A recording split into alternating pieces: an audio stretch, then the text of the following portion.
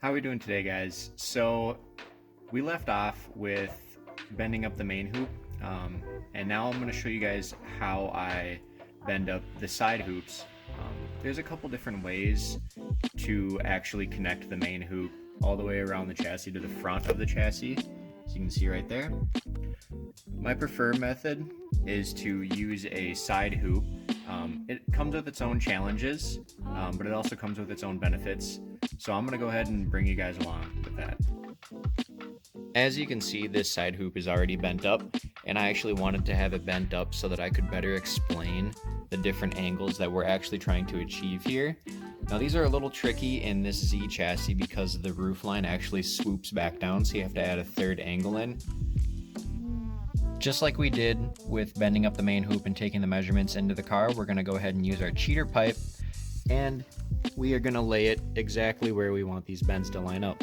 Now I already removed the masking tape from the body lines, but we're going to do the same process. You're just going to lay a piece of masking tape, mark where the bend's going to start, and then you're going to do the same thing up top here, and the same thing back here for this third one where you want it to actually tie into the main hoop.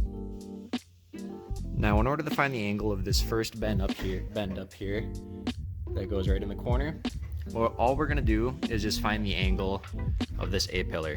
So we'll take our digital angle finder,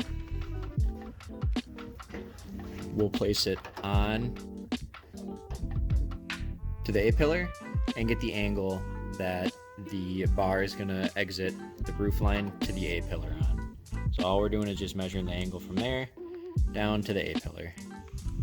Now that we have the angle of the first bend that follows the A-pillar, all we have to do is subtract 90 from that, or subtract that from 90, and then we'll get the finishing angle to drop this bar down to the floor. Now it's very important to note that you're going to want to leave yourself some space so we can actually weld all the way around when we do our anti-intrusion bars. Now the next thing we're going to need is to find the offset of those two angles. The first angle up by the roof line and the second angle here that continues the bar down to the floor. Those two angles are actually offset. All we're going to do to find that angle is we're going to take our angle finder, you can use a digital or an analog, and we're going to set it at 90, lining it up with the main hoop, and then rotate it so that it is in line with the A-pillar. Okay, let that settle down. You can always use a straight edge, jig up some angle iron or some flat stock to get this angle, but all we're doing is just finding this offset angle, and for us that is going to be about 25 degrees, just roughly. Now that we have the offset from the roofline angle and the angle that continues this bar down to the floor, all we have to do is find the center between the two. Now you've already marked where the start of the second bend is, and then the start of the first bend as well. All you're going to do is measure halfway between those two bends, put a piece of tape and mark it. You can see the remnants of that mark on this tube right here. So we've already found the center line and the start of bends 1 and bends 2. So all we have to do is just take measurements on the chassis from the start of the main hoop to the start of the second bend, and then from the floor to the second bend.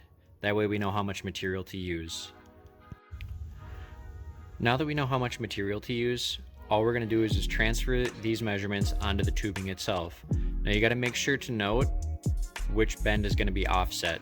Now I prefer to bend the steepest angled bend first, and then I clamp on a piece of flat stock to it and put my angle finder on it, and then I turn the piece around, put it in the bender, and bend the second angle.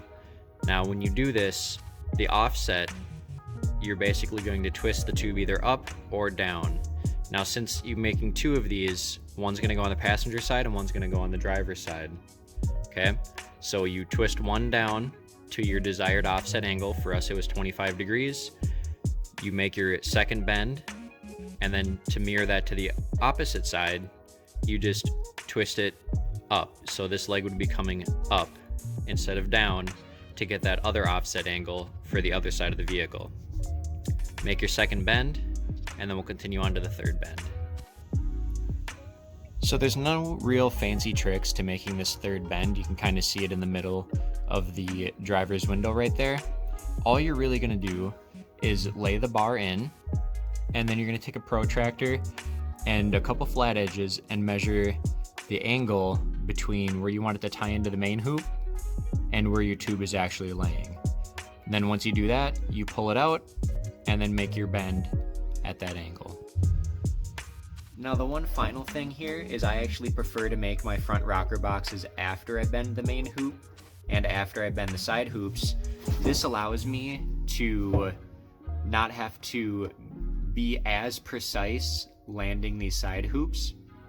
All I really do is I do one side, notch it, get it to fit really nicely, and then I make the rocker box and I take a measurement from a datum point in the chassis. For us, it's this rear shelf right here. Measure up to the start of the rocker box and then mirror that to the other side. That way I know everything is square, and if I need to make any manipulations, all we do is we just grab our handy dandy ratchet strap and kind of bend the tubes in and manipulate them as we need to. Now make sure you just use a ratchet strap for this, because you're not going to be able to generate enough force with that ratchet strap to actually harm any of these tubes and cause any cracking of welds. Thank you guys for listening, and on the next episode, I'm going to go ahead and show you how we make the cross braces and the backstays for the main hoop.